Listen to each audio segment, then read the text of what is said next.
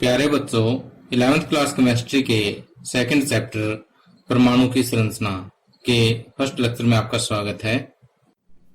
आइए सबसे पहले मैं आपको उन टॉपिक्स के नाम बताता हूं जो हमें इस चैप्टर में पढ़ने हैं।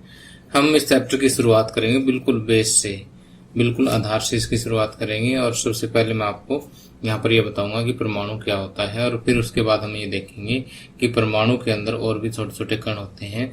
जो मुख्य इसके जो कण हैं वो इलेक्ट्रॉन, प्रोटॉन और न्यूट्रॉन हैं।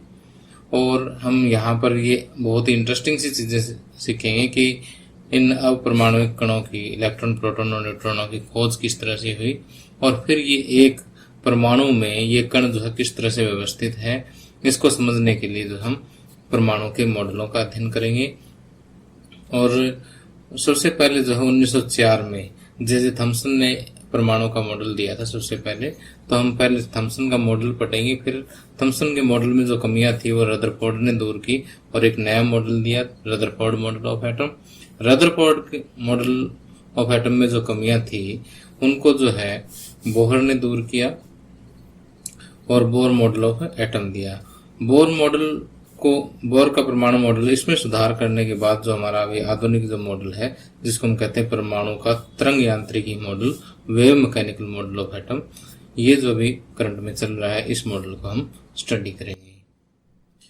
अब देखिए यहाँ पर मैंने आपको 4 परमाणु मॉडल बताए हैं। अब देखिए कि बोहर के मॉडल में सुधार की आवश्यकता क्यों पड़ी। इसके लिए हम यहाँ पर 2 नियम और पढ़ेंगे, डी ब्रोगली अवधारणा और हाइजेनबर्ग अनिश्चितता का सिद्धांत। इसके अलावा परमाणु का तरंग यांत्रिकी मॉडल जो है, इससे संबंधित कुछ टर्म्स और नियम भी हम इस चैप्टर में पढ़ेंगे, जिसमें से है क्वांटम संख्याएं, अवभाव सिद्धांत, हुंड का अधिकतम बहुलकता नियम और पाउली का अपवर्जन सिद्धांत। आज की इस वीडियो में सबसे पहले हम परमाणु की परिभाषा पर विचार करेंगे। उसके बाद जो है डाल्टन ने परमाणु के बारे में अपना सिद्धांत दिया था जिसको हम कहते हैं डाल्टन का परमाणु सिद्धांत। उसको हम रिवाइज करेंगे क्योंकि ये पिछले चैप्टर में भी हम पढ़ चुके हैं। उसके बाद जो है हम ये देखेंगे कि परमाणु जो है वो और भी छोटे छोटे कणों जैसे इलेक्ट्रॉन, प्रोटॉन, न्यूट्रॉन, इनसे बना हुआ होता है। तो आज के इस लेक्चर में हम ये देखेंगे कि इलेक्ट्रॉन की खोज किस तरह से हुई, प्रोटॉन और न्यूट्रॉन की खोज के बारे में हम नेक्स्ट लेक्चर में पढ़ेंगे। तो आइए शुरुआत करते हैं। आइए सबसे पहले हम परमाणु या एटम की परिभाषा पर विचार करते हैं। प्राचीन दार्शनिकों के अनुसार परमाणु क्या होता है। परमाणु किसी भी पदार्थ का सबसे छोटा कण होता है जिसके और ज्यादा टुकड़े नहीं हो सकते। प्राचीन दार्शनिक ये मानते थे कि यदि हम किसी पदार्थ को के टुकड़े करने लग जाएं तो इसके छोटे छोटे टुकड़े हो जाएंगे और लास्ट में सबसे छोटा पीस जो बचेगा, सबसे छोटा कण जो बचेगा वो परमाणु है, और उस कण के और ज्यादा आगे टुकड़े नहीं हो सकते, यानी वो अविभाज्य है, उसको विभाजित नहीं किया जा सकता। और यदि हम एटम, परमाणु को इंग्लिश में एटम कहते हैं, यदि एटम शब्द पर विचार करें तो ये ग्रीक भाषा के एक शब्द एटोमियो से निकला है, ATOMIO, एटोमियो। एटम शब्द जो है वो ग्रीक भाषा के एक शब्द एटोमियो से बना है। एटोमियो का अर्थ है न काटे जाने वाला, न काटे जाने वाला या अविभाज्य। ठीक, तो यहाँ एटम के शाब्दिक अर्थ से ही हमें यह पता लगता है कि प्राचीन दार्शनिक यही मानते थे कि एटम पदार्थ का वो सबसे छोटा कण है जो और विभाजित नहीं हो सकता और उसके छोटे टुकड़े नहीं हो सकते। लेकिन ये जो विचार था सिर्फ कल्पना पर ही आधारित था, इसके संबंध में कोई प्रायोगिक परीक्षण था ही नहीं। ठीक, और परमाणु के बारे में ये विचार जो है लंबे समय तक बिना किसी प्रमाण के चलते रहे। लेकिन सन 1808 में एक ब्रिटिश स्कूल अध्यापक थे जॉन डाल्टन। उन्होंने सबसे पहली बार परमाणु के बारे में जो है एक वैज्ञानिक आधार पर अपना सिद्धांत दिया जिसको हम कहते हैं डाल्टन का परमाणु सिद्धांत। अब देखिए, डाल्टन के परमाणु सिद्धांत के बारे में हम फर्स्ट चैप्टर में पढ़ चुके हैं, इसलिए मैं इसके मुख्य बिंदु आपको फटाफट रिवाइज करवा देता हूँ कि सबसे पहला जो पॉइंट है वो ये कहता है कि प्रत्येक तत्व छोटे छोटे कणों से मिलकर बना होता है, और ये कण जो है वो क्या कहलाते हैं? परमाणु कहलाते हैं। डाल्टन का परमाणु सिद्धांत का पहला पॉइंट क्या है कि प्रत्येक तत्व छोटे छोटे कणों से मिलकर के बना होता है, और ये कण क्या कहलाते हैं? परमाणु कहलाते हैं। दूसरा ये कहता है कि एक तत्व के सभी परमाणु आकार और गुणों में क्या होते हैं? समान होते हैं। जैसे मान लेते हैं कि यहाँ पर मैं कोई भी एक तत्व का एग्जांपल ले लेता हूँ, जैसे गोल्ड एक तत्व, हमारे पास सोना एक तत्व है। इसके हम जितने भी परमाणु देखेंगे वो सभी परमाणु आकार में, गुणों में, सभी प्रकार से जो है वो क्या होंगे? एक जैसे होंगे। ठीक। लेकिन तीसरा पॉइंट ये कहता है कि अगर तत्व ही अलग अलग है, जैसे मान लिया यहाँ गोल्ड ले लिया, यहाँ आपने आयरन ले लिया, लोहा ले लिया, तो लोहे के अगर आप परमाणु देखोगे तो लोहे का परमाणु गोल्ड के परमाणु से आपको अलग मिलेगा। कहने का मतलब ये कि अगर तत्व भिन्न भिन्न है ना, तो उनके परमाणुओं के गुण, उनका आकार, सब कुछ उनका क्या होगा? भिन्न भिन्न होगा। ठीक। तो यहां से बात समझ गए कि एक तत्व के जितने भी परमाणु हैं वो सारे एक जैसे हैं, लेकिन अगर तत्व ही भिन्न भिन्न है तो उनके परमाणु भी क्या होंगे? भिन्न भिन्न होंगे, उनके गुण भिन्न भिन्न होंगे, उनका आकार भिन्न भिन्न होगा। चौथा पॉइंट ये कहता है कि परमाणु अविनाशी है। परमाणु अविनाशी है। अविनाशी का मतलब है कि परमाणु न तो आप पैदा कर सकते हैं और न ही नष्ट कर सकते हैं। अब अगली बात जो डाल्टन के परमाणु सिद्धांत ने बताई है वो ये है कि तत्वों के परमाणु रासायनिक अभिक्रिया में भाग लेते हैं और संयुक्त परमाणु बनाते हैं। जैसे मान लेते हैं कि हाइड्रोजन के 2 परमाणु और ऑक्सीजन का 1 परमाणु, ये एक संयुक्त परमाणु H2O बनाता है। संयुक्त परमाणु को आजकल हम क्या कहते हैं? संयुक्त परमाणु को आजकल हम कहते हैं अणु। ठीक। तो हम ये कहें कि तत्वों के परमाणु जो रासायनिक अभिक्रिया में भाग लेते हैं और अणु बनाते हैं। ठीक। और छठा पॉइंट जो है ये कहता है कि अगर कोई यौगिक का अणु है, ठीक, तो हम उदाहरण ले लेते हैं, वाटर का ही ले लेते हैं कि जैसे किसी यौगिक का अणु है तो उसमें जो परमाणु है उनका प्रकार, किस प्रकार के परमाणु है वो, और उनकी संख्या दोनों ही क्या होती है? निश्चित होती है। यानी अगर हमारे पास पानी का एक अणु है तो हमें यहाँ पर ये बात निश्चित है कि इसमें हाइड्रोजन और ऑक्सीजन 2 ही प्रकार के परमाणु होंगे और उनकी संख्या भी क्या होगी? निश्चित होगी। इसी तरह से अगर आप कार्बन डाइऑक्साइड का एक अणु ले लेते हैं तो इसमें निश्चित है कि इसमें 1 कार्बन का परमाणु होगा और 2 ऑक्सीजन के परमाणु होंगे, और इनकी संख्या और ये प्रकार जो है कार्बन डाइऑक्साइड के अणु में निश्चित होंगे। ये बात डाल्टन के सिद्धांत ने कही थी। अब देखिए कि जो कुछ मैंने आपको यहाँ पर पढ़ाया है वो उसके लिए मैंने आपके लिए नोट्स तैयार कर दिए हैं ताकि आपको ज्यादा दिक्कत ना हो, आपका ज्यादा समय खराब ना हो। आप ये नोट्स जो है इसी वीडियो के डिस्क्रिप्शन में एक लिंक दे रखा है, वहां पर मेरी मोबाइल ऐप है, आप मोबाइल ऐप से डाउनलोड कर सकते हैं। और यदि किसी बच्चे को मोबाइल ऐप में दिक्कत हो और कई बार मोबाइल में स्पेस वगैरह नहीं होता तो उनके लिए मैंने एक वेबसाइट भी बनाई है sureshlecturer.com के नाम से, तो आपको वहां पर भी ये नोट्स मिल जाएंगे, तो आप वहां जाकर के भी डाउनलोड कर सकते हैं और नोट्स के दोनों लिंक जो है आपको वीडियो के डिस्क्रिप्शन में मिल जाएंगे। तो आगे चलते हैं। तो यहाँ कुल मिला के डाल्टन के परमाणु सिद्धांत पर अगर हम नजर डालें तो डाल्टन भी जो है वो परमाणु को क्या मानता है? अविभाज्य कण मानता है। ठीक। अब देखिए कि डाल्टन का परमाणु सिद्धांत जो है उसकी काफी सक्सेस भी है कि ये द्रव्यमान संरक्षण के नियम को एक्सप्लेन कर देता है, क्षेत्र संगठन के नियम को भी, गुणित अनुपात के नियम को भी एक्सप्लेन कर देता है। लेकिन कई प्रयोगों के परिणामों को ये एक्सप्लेन नहीं कर सकता, वहां इसकी फेलियर है। फॉर एग्जाम्पल, यदि आप कांच की सड़कों को जो है रेशम के कपड़े पे रगड़ो या एबोनाइट की सड़कों फर पे रगड़ो तो इन पर विद्युत आवेश आ जाता है। ठीक है, ये तो अगर आप कांच की सड़कों रेशम के कपड़े पर रगड़ोगे तो कांच पर धन आवेश आ जाता है, रेशम के कपड़े पर ऋण आवेश आ जाता है। आखिर ये धन आवेश या ऋण आवेश क्यों आए, इसका जो है डाल्टन के परमाणु सिद्धांत में कोई जवाब नहीं है। इसका मतलब परमाणु जो है वो अविभाज्य नहीं है, परमाणु के अंदर और भी छोटे छोटे कण हैं जिन पर कोई ना कोई आवेश है।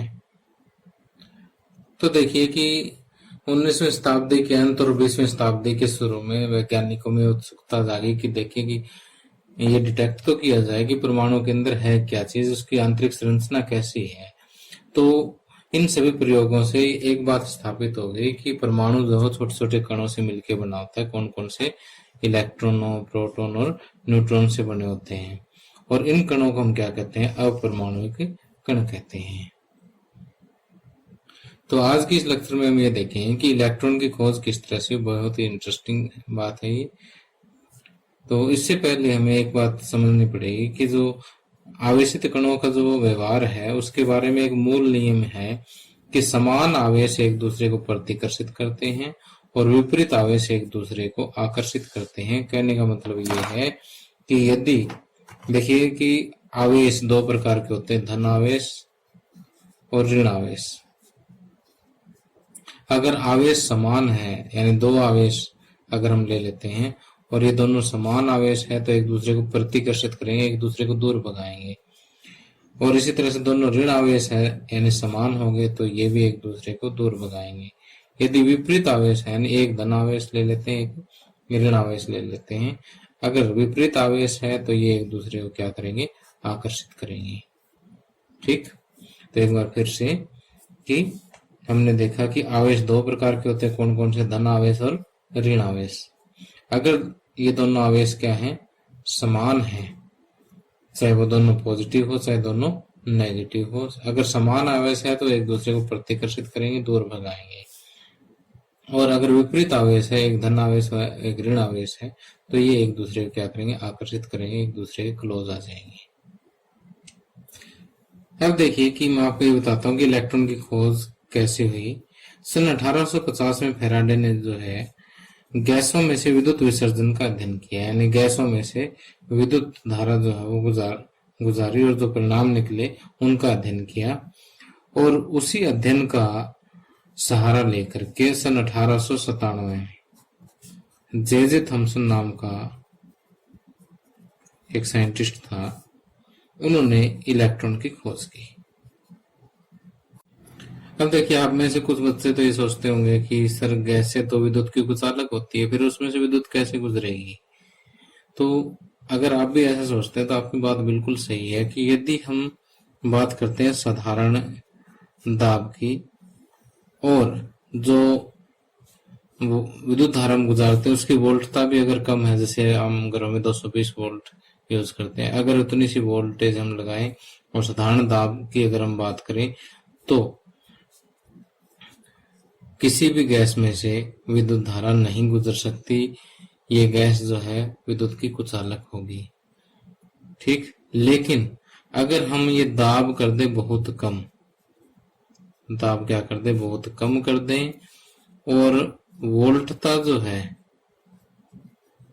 वो उच्च कर दे, काफी उच्च वोल्टता, अगर ये कंडीशन प्रोवाइड कर देते हैं तो गैसों में से जो है विद्युत धारा गुजर सकती है। इसके लिए एक स्पेशल अरेंजमेंट होती है, वो मैं आपको दिखाता हूं। अब देखिए कि गैसों में से विद्युत विसर्जन का अध्ययन करने के लिए एक स्पेशल नली का प्रयोग किया जाता है। ये देखिए कांच की नली होती है, ठीक, और इस नली को हम कहते हैं कैथोड किरण नली। हम क्या कहते हैं? कैथोड किरण नली, cathode ray tube, cathode ray tube. इस कांच की ट्यूब में क्या होता है कि दो साइड ट्यूब भी लगी होती है, ठीक। तो इसमें एक साइड ट्यूब जो है वो निर्वात पंप के साथ जुड़ी होती है, जो इसका प्रेशर कम करने के लिए काम आता है। दूसरा जो है दाब मापी के साथ जुड़ी होती है। दाब मापी क्या करता है कि जो अंदर गैस है उसका दाब मापता है, ठीक। इसके साथ साथ यहाँ दो धातु की प्लेट जुड़ी हुई होती है और इनके साथ एक बैटरी जुड़ी होती है, ठीक। तो जिस प्लेट के साथ बैटरी का नेगेटिव जुड़ा हुआ है उसको हम कहते हैं कैथोड, और जिस प्लेट के साथ बैटरी का पॉजिटिव जुड़ा होता है उसको हम कहते हैं एनोड, ठीक। तो ये जो अरेंजमेंट आप देख रहे हो ये क्या है, कैथोड किरण नली है, कैथोड रे ट्यूब है। इसको हम डिस्चार्ज ट्यूब भी कह देते हैं, विसर्जन नली का भी कह देते हैं। ये देखिए कैथोड किरण नली के बारे में मैंने नोट्स में भी लिख रखा है, आप यहाँ से भी नोट कर सकते हैं। अब देखिए कि जब वैज्ञानिक गैसों में से विद्युत विसर्जन का अध्ययन कर रहे थे तब उन्हें एक विशेष प्रकार की किरणों का पता लगा, उनको हम कहते हैं कैथोड किरणें, कैथोड किरणें। तो अभी मैं आपको ये बताता हूँ कि कैथोड किरणें क्या है, कैथोड रेज क्या है। अब ये कहता है कि यदि हम यहाँ पर निर्वात पंप की सहायता से प्रेशर कर दे बहुत कम, यानी अति न्यूनतम दाब कर दें, और दाब भी कितना कर दें कि 10 की पावर -4 वायुमंडलीय दाब कर देते हैं, वायुमंडलीय दाब 10 की पावर -4 एटमॉस्फेरिक प्रेशर जो है अगर हम इसमें कर देते हैं, ये काफी कम दबाव होता है।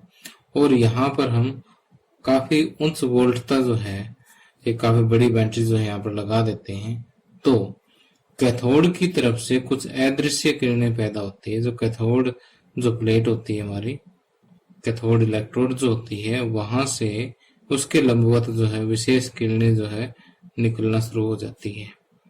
और ये जो किरणें हैं ये अदृश्य होती हैं, और इन किरणों को हम कहते हैं कैथोड किरणें, ठीक। ये किरणें कैसी होती हैं, अदृश्य किरणें होती हैं, और इनको हम कहते हैं कैथोड किरणें, और ये कैथोड से लंबवत दिशा में जो है वो चलती है। अब देखिए कि ये जो कैथोड किरणें हैं छोटे छोटे कणों से मिलकर बनी होती है, ठीक। किससे मिलकर बनी होती है, छोटे छोटे कणों से मिलकर बनी होती है। और इन कणों पर कैसा आवेश होता है, ऋण आवेश होता है, ठीक।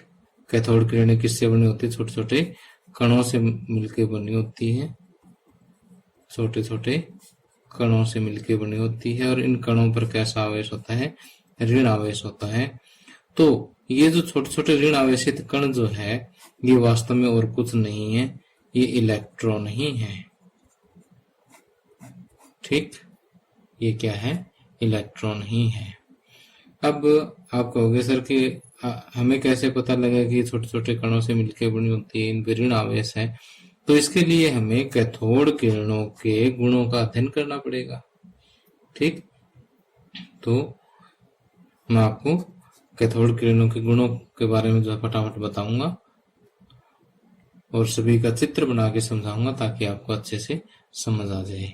और फिर हम देखेंगे कि ये छोटे छोटे कणों से मिलकर बनी होती है, और ये जो कण हैं ये ऋण आवेशित होते हैं, यानी इस तरह से हम ये समझ जाएंगे कि इलेक्ट्रॉन की खोज जो है किस तरह से हुई।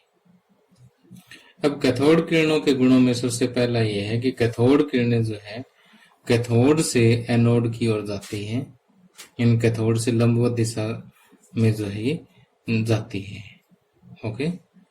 और दूसरा, जैसे हमने कैथोड किरणों की जब परिभाषा पढ़ रहे थे तब हमने कहा कि कैथोड से कुछ अदृश्य किरणें पैदा होती हैं। जब ये अदृश्य होती है तो हम इसको प्रेक्षित कैसे कर सकते हैं, इसको डिटेक्ट कैसे कर सकते हैं। अब देखिए कि इन किरणों को डिटेक्ट करने के लिए, प्रेक्षित करने के लिए हम क्या करते हैं कि कैथोड का जो सामने वाला जो हिस्सा है वहां पर हम एक विशेष पदार्थ जिसको हम कहते हैं प्रतिदीप्त पदार्थ, प्रतिदीप्त पदार्थ भी कह देते हैं, ये इसको हम सफुर-दीप्त पदार्थ भी कह देते हैं, सफुर-दीप्त पदार्थ, जिसको इंग्लिश में बोलते हैं फ्लोरोसेंस मटेरियल। इसका उदाहरण है जिंक सल्फाइड। ठीक, तो ये प्रतिदीप्त या स्फुरदीप्त पदार्थ क्या होते हैं? ये एक ऐसा पदार्थ है जिसके ऊपर जब ये कैथोड किरणें पड़ती है ना, तो यहाँ चमक पैदा होती है। ठीक, क्या पैदा होती है? चमक पैदा होती है। इससे हमें ये पता लग जाता है कि यहाँ पर कैथोड किरण आई है। ओके, इसके लिए आप यहाँ पर सुराखदार एनोड ले सकते हैं ताकि इसके अंदर से कैथोड किरणें पास होकर के इस जिंक सल्फाइड तक पहुंच सके। अब देखिए कि कैथोड किरणों का अगला जो गुण है वो ये है कि यदि चुंबकीय क्षेत्र या विद्युतीय क्षेत्र ना हो तो ये किरणें जो है सीधी रेखा में गमन करती है। सीधी रेखा में गमन कैसे करती है, इसका कैसे पता लगेगा? कि यदि हम कैथोड किरणों के रास्ते में कोई ऐसे धातु का क्रॉस रख देते हैं, ठीक है, कोई एक अपारदर्शी पदार्थ हम रख देते हैं धातु का, तो इसके सामने इसकी शैडो बन जाती है, इसकी छाया जो है वो हम डिटेक्ट कर सकते हैं। ठीक, तो इसका मतलब ये कैसे चलती है? कैथोड किरणें जो है वो सीधी रेखा में गमन करती है, सीधी रेखा में चलती है। अब कैथोड किरणों के अगले गुणों में ये है कि ये जो है छोटे छोटे कणों से मिलकर बनी होती है। ठीक, कैथोड किरणें जो है वो इसमें क्या होते हैं? द्रव्य कण होते हैं, छोटे छोटे मटेरियल पार्टिकल्स होते हैं। ठीक, जिनमें द्रव्यमान भी होता है और वेग भी होता है। इसका कैसे पता लगे? इसका कि यदि हम कैथोड किरणों के रास्ते में कोई हल्का घूम सकने वाला चक्कर अगर हम रख देते हैं, तो एक पैडल व्हील रख देते हैं मान लिया यहाँ पर, या इसको हिंदी में चप्पूदार चक्कर कह देते हैं, अगर ऐसा रख दिया हमने तो ये घूमने लग जाएगा। घूमने लग जाता है, इसका मतलब ये जो पैडल व्हील है, चप्पूदार चक्कर जो है, इसकी जो ये चप्पू है, इनके जो पैडल है, इनके ऊपर जो है ये कण टकरा रहे हैं। कणों के टकराने से क्या है कि ये घूम रहा है। ठीक, ये घूमता है, इसका मतलब जरूर इसके ऊपर कोई ना कोई कण टकरा रहे हैं और उसी वजह से घूम रहा है। ठीक, तो इसका मतलब कैथोड किरणें जो है मेटेरियल पार्टिकल से बनी होती है, छोटे छोटे कणों से मिलकर के बनी हुई होती है। अब अगला गुण है कैथोड किरणों का कि ये जो है ऋण आवेशित कणों से मिलकर बनी होती है। अब ऋण आवेशित कणों का कैसे पता लगे? ये ऋण आवेशित कणों की मिलकर बनी होती है। तो इसके लिए जैसे कैथोड किरण यानी कैथोड रे ट्यूब के ऊपर हम क्या करते हैं कि एक इलेक्ट्रिक फील्ड लगा देते हैं, विद्युतीय क्षेत्र अप्लाई कर देते हैं कि यहाँ पर दो प्लेटें लेके इस एक प्लेट के साथ बैटरी का पॉजिटिव और दूसरे के साथ बैटरी का नेगेटिव एक अलग बैटरी के साथ जोड़ देते हैं। ठीक, यहाँ पर तो ये बैटरी अलग जुड़ी हुई है, पॉजिटिव नेगेटिव, इसके साथ अलग। ठीक, तो क्या होगा कि जो पॉजिटिव प्लेट है ना उसकी तरफ ये किरणें भागेगी।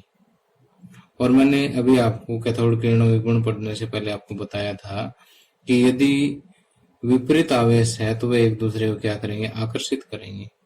तो अब देखिए कि कैथोड किरणें जो है वो धन प्लेट की ओर आकर्षित हो रही है। इसका मतलब यहाँ पर जो है ऋण आवेश है, ऋण आवेश होने की वजह से ये धन आवेश की तरफ भाग रही है, उसकी तरफ आकर्षित हो रही है।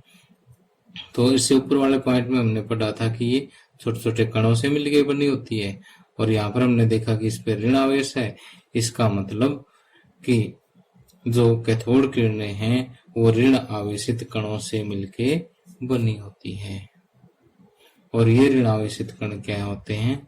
इलेक्ट्रॉन होते हैं। ठीक, तो ये बात मैंने यहाँ पर लिख भी दी है। ठीक, कि उपरोक्त वर्णन से ये निष्कर्ष निकलता है कि कैथोड किरणें ऋण आवेशित कणों से मिलकर बनी होती है और कैथोड किरणों का निर्माण करने वाले इन कणों को हम क्या कहते हैं? इलेक्ट्रॉन कहते हैं। अब एक लास्ट पॉइंट और रह गया हमारा कि जब इसको हम किसी हैवी मेटल जैसे टंगस्टन वगैरह इस पे टकराते हैं ना, जैसे कैथोड किरणें किसी हैवी मेटल के साथ टकराती है कैथोड किरणें, तो यहाँ से क्या पैदा होती है? एक्स रेज पैदा होती है, एक्स किरणें पैदा होती है। ठीक, जिसका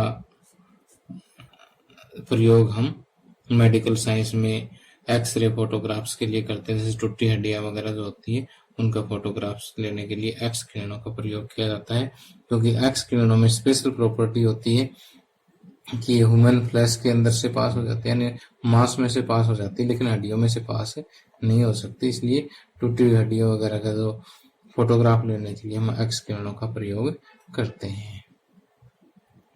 अभी यहाँ लास्ट में मैंने एक बहुत ही इंपॉर्टेंट बात बताई है कि यदि हम कैथोड ट्यूब के अंदर, कैथोड रे ट्यूब के अंदर यानी विसर्जन नलिका में आप बेशक कोई भी गैस ले लें, ठीक, अगर मान लीजिए हमने अलग अलग गैसेस ले ली, इसमें एक बार मान लीजिए यहाँ पर हाइड्रोजन गैस ले ली, दूसरी बार कोई और गैस ले ली, तो प्रत्येक बार अगर आप कैथोड रे की स्टडी करोगे ना तो आपको गुण समान मिलेंगे, वो गैस की नेचर पे डिपेंड नहीं करता, ठीक। इसका मतलब जो इलेक्ट्रॉन यानी जो इस जिन कणों से जिन कणों से कैथोड किरणें बनी हुई होती है, अर्थात इलेक्ट्रॉनों से बनी हुई होती है, वो गैस की नेचर पे डिपेंड नहीं करते। इसका मतलब इलेक्ट्रॉन बेशक वो किसी भी पदार्थ का हो, वो हमेशा एक जैसा ही होगा, ठीक। यानी इलेक्ट्रॉन जो है सभी पदार्थों का जो है मूलभूत अवयव होता है। ओके, तो यहां से मैं ये बात पढ़ा भी देता हूं कि कैथोड किरणों के अभिलक्षण इलेक्ट्रोड के पदार्थ और विसर्जन नली में ली गई गैस की प्रकृति पर निर्भर नहीं करते। यानी इलेक्ट्रोड का पदार्थ भी आप कोई भी ले सकते हो, गैस भी कोई ले सकते हो, लेकिन कैथोड किरणों की जो प्रकृति यानी जो ऊपर हम गुण पढ़ के आए हैं वो आपको हमेशा सेम मिलेंगे। इसलिए विभिन्न गैसों पर किए गए परिणाम समान थे। इसलिए कहना सही है कि इलेक्ट्रॉन सभी पदार्थों के मूलभूत अवयव होते हैं। तो प्यारे बच्चों, अगर आपको मेरा लेक्चर पसंद आया हो तो इस वीडियो को जरूर लाइक करें, अपने दोस्तों के साथ शेयर करें, और अगर आपको कोई कमी लगी हो तो मुझे कमेंट करके जरूर बताना। Thank you, have a nice day.